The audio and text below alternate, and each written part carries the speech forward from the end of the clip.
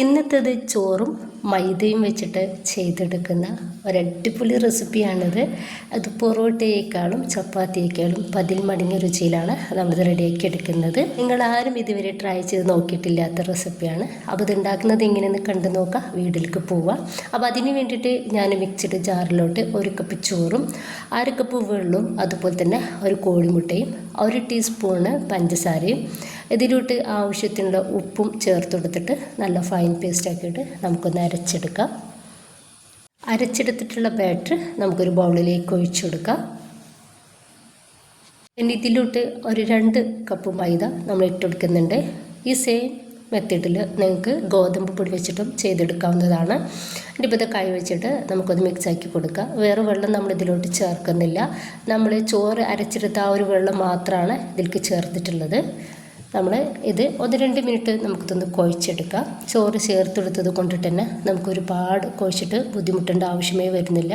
കയ്യിലൊട്ട് പിടിക്കുകയാണെങ്കിൽ കുറച്ച് എണ്ണ തേച്ച് കൊടുത്തിട്ട് ഒന്ന് റെഡിയാക്കി എടുക്കാവുന്നതാണ്.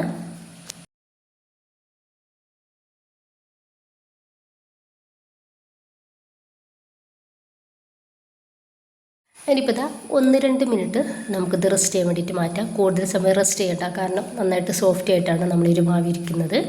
ഇനിയിപ്പോൾ ഇതാ ഒരു 2 മിനിറ്റിൻ്റെ ശേഷം ഞാനിതൊന്ന് കൗണ്ടർ ടോപ്പിലേക്ക് ഇട്ടുകൊടുക്കുകയാണ്. നല്ല സോഫ്റ്റ് ആയിട്ടാണ് നമ്മുടെ ഇരുമാവിരിക്കുന്നത്. നിങ്ങൾക്കിത് കാണുമ്പോൾ തന്നെ മനസ്സിലാവുന്നുണ്ടാവും. ഇനിയിപ്പോൾ ഞാനിത് 6 ബോൾസുകളാക്കിയിട്ട് ഒന്ന് കട്ട് ചെയ്തെടുക്കുന്നുണ്ട്.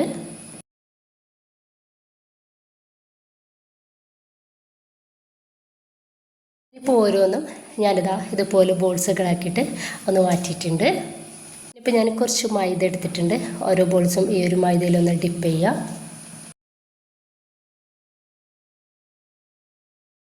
ഇനി നമുക്ക് ഇതൊന്ന് പരത്തിയെടുക്കാം. വളരെ തിന്നായിട്ട് നമ്മളിത് പരത്തിയെടുക്കുന്നില്ല.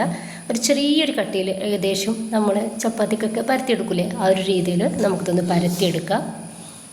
ഈ ഒരു തിക്നെസ്സിൽ ഞാനിതൊന്ന് പരത്തിയെടുത്തിട്ടുണ്ട്. അപ്പോൾ മുഴുവനായിട്ട് തന്നെ ഇതുപോലെ പരത്തിയെടുക്കാം. എന്നിട്ട് ഇതുപോലെ ഒന്ന് നമ്മൾ വെച്ചെടുത്തിട്ട് അതിൻ്റെ മേലേക്ക് ഇതുപോലെ എണ്ണ ഒന്ന് സ്പ്രെഡാക്കി കൊടുക്കാം. ഇപ്പോൾ ഇവിടെ തേച്ചെടുക്കുന്നത് വെളിച്ചെണ്ണയാണ്. നിങ്ങൾക്ക് നെയ്യോ ബട്ടർ ഒക്കെ എടുക്കാവുന്നതാണ്. ഇനിയിപ്പോൾ അതിൻ്റെ ശേഷം നമ്മളിതിൻ്റെ മേലോട്ട് കുറച്ച് മൈദ ഇതുപോലെ ഇട്ടെടുത്തിട്ട് എല്ലായിടത്തും ഒന്ന് തേച്ച് കൊടുക്കുന്നുണ്ട്. അതിൻ്റെ മേലായിട്ട് വീണ്ടും നമ്മളൊരു പത്തിരി വെച്ച് കൊടുക്കുക. അവിടെയും ഇതുപോലെ എണ്ണ തേച്ച് കൊടുത്തിട്ട് അതിൻ്റെ മേലേക്ക് മൈദ ഇട്ട് കൊടുക്കുക. എല്ലാ ഒരു പത്തിരി നമ്മൾ ഈ ഒരു പ്രോസസ്സ് തന്നെ ചെയ്തെടുക്കാവുന്നതാണ്. ഞാൻ ലാസ്റ്റത്തെ ആ ഒരു പത്തിരി വെച്ചെടുത്തിട്ട് അതിൻ്റെ മേലേക്കും ഇതുപോലെ കുറച്ച് വെളിച്ചെണ്ണ ഒന്ന് തേച്ച് കൊടുത്തിട്ട് മൈദപ്പൊടി ഇട്ട് കൊടുത്തിട്ട് ഒന്ന് സ്പ്രെഡാക്കി കൊടുക്കുന്നുണ്ട്. ഇനിയിപ്പോൾ 4 സൈഡിലും 2 ഇടത്തായിട്ട് നമ്മൾ ഇതുപോലെ ഒന്ന് കട്ട് ചെയ്ത് കൊടുക്കുക.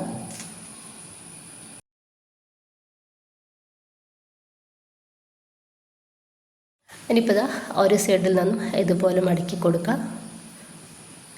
ഈ ഒരു രീതിയിൽ നമ്മൾ മടക്കി കൊടുക്കാവുന്നതാണ്.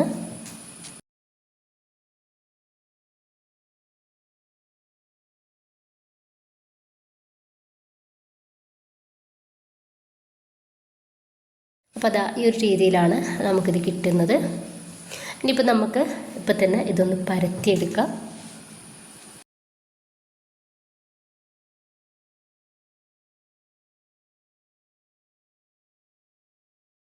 ഇത് നമ്മൾ മെല്ലൊന്ന് പരത്തി കൊടുത്താൽ തന്നെ ഇത് വേഗത്തിൽ ഒന്ന് റെഡിയായിട്ട് കിട്ടും. അത്രയും സോഫ്റ്റിലാണ് നമ്മുടെ ഒരു മാവിരിക്കുന്നത്.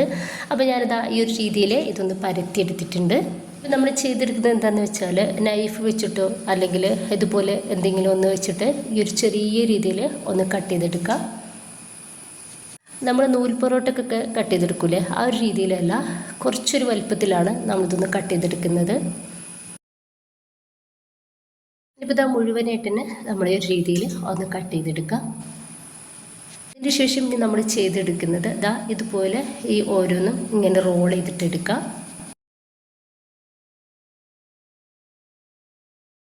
ഇനിയിപ്പോൾ നമ്മൾ ഒന്നൊന്ന് റോൾ ചെയ്തെടുത്തിട്ടുണ്ട്. അത് വീണ്ടും നമ്മൾ ഇതിൻ്റെ മേലേക്കൊന്ന് വെച്ച് കൊടുക്കുക. എന്നിട്ട് 2 എണ്ണമാണ് നമ്മളിതുപോലെ ഒന്ന് റോൾ ചെയ്തെടുക്കുന്നത്.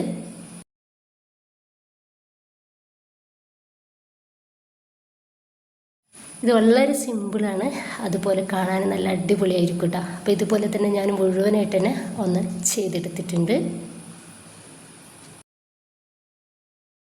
ഇനിയിപ്പോൾ അതിൽ നിന്ന് ഒന്നെടുക്കാം. നമ്മളപ്പോഴും ഇത് റെസ്റ്റ് ചെയ്യാനൊന്നും മാറ്റുന്നില്ല കേട്ടോ, ഉടനെ തന്നെ നമ്മളിത് റെഡിയാക്കി എടുക്കുന്നതാണ്. അപ്പോൾ നമ്മൾ അധികം വലുപ്പത്തിൽ പരത്തി കൊടുക്കരുത്, ഒരുപാട് ലെയറോട് കൂടിയിട്ടാണ് നമുക്കിത് കിട്ടുന്നത്. അടിപൊളിയാണ് ഇത് കാണാൻ വേണ്ടിയിട്ട്, നല്ല ഭംഗിയായിരിക്കും. അപ്പോൾ ഒരു മീഡിയം സൈസിലുള്ള വലുപ്പത്തിലായിട്ട് നമുക്കിതൊന്ന് പരത്തിയെടുക്കാം കേട്ടോ.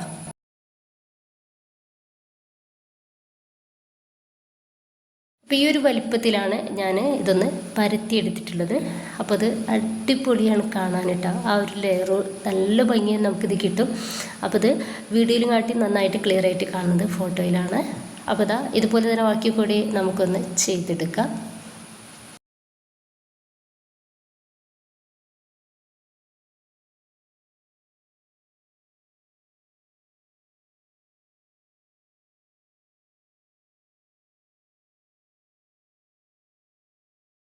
ഇനിയിപ്പോൾ നന്നായിട്ട് ചൂടായിട്ടുള്ള പാനിലേക്ക് നമുക്ക് വളരെ കുറച്ച് വെളിച്ചെണ്ണ തേച്ചെടുത്തിട്ട് ഓരോന്നായിട്ട് ഇട്ടെടുക്കുക.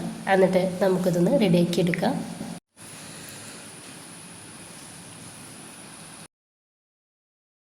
വേണമെങ്കിൽ മാത്രം നമുക്ക് മേൽഭാഗത്ത് അതുപോലെ കുറച്ച് വെളിച്ചെണ്ണ ഒന്ന് സ്പ്രെഡാക്കി കൊടുക്കാം. നമ്മളിതിൽ ആ ഒരു ലെയറിലാക്കി കൊടുത്തിട്ടുള്ള ആ ഒരു വെളിച്ചെണ്ണ മാത്രമാണ് കേട്ടോ. അപ്പോൾ വേറെ കൂടുതലായിട്ടൊന്നും എണ്ണ നമ്മളിതിലേക്ക് ചേർക്കുന്നേ ഇല്ല. ഒരു 2-3 പ്രാവശ്യം നമുക്കിതുപോലെ ഒന്ന് തിരിച്ചു മറിച്ചിട്ടെടുത്തിട്ട് ഇതൊന്ന് റെഡിയാക്കി എടുക്കാവുന്നതാണ്. ഇപ്പോൾ റെഡി ആയിട്ടുണ്ട്. നമുക്കിത് പാനിൽ നിന്ന് എടുത്ത് മാറ്റാം. ബാക്കി കൂടി ഇതുപോലെ തന്നെ നമുക്കൊന്ന് ചെയ്തെടുക്കാം. ഇനിയിപ്പോൾ നമുക്ക് ജസ്റ്റ് ഇതുപോലെ ഒന്ന് അടിച്ചു കൊടുക്കാം. നല്ല ചൂടോടെ വേണം നമ്മളിതുപോലെ അടിച്ചു കൊടുക്കാൻ വേണ്ടിയിട്ട്. ഭയങ്കര സോഫ്റ്റാണ് നമ്മുടെ ഒരു പൊറോട്ട, അതുപോലെ തന്നെ അടിപൊളി ഭംഗിയാണ് കാണാൻ കേട്ടോ, നല്ല ടേസ്റ്റുമാണ്. എല്ലാവരും ഉണ്ടാക്കി നോക്കുക, വെറൈറ്റി ആയിട്ട് നമുക്കിത് ചെയ്തെടുക്കാവുന്നതേ ഉള്ളൂ. നിങ്ങളുടെ അഭിപ്രായങ്ങൾ അറിയിക്കുക, ഇഷ്ടമായിട്ടുണ്ടെങ്കിൽ സപ്പോർട്ടൊക്കെ ഉണ്ടാവുക. ഇൻഷാ അല്ലാഹ്. ഓക്കെ.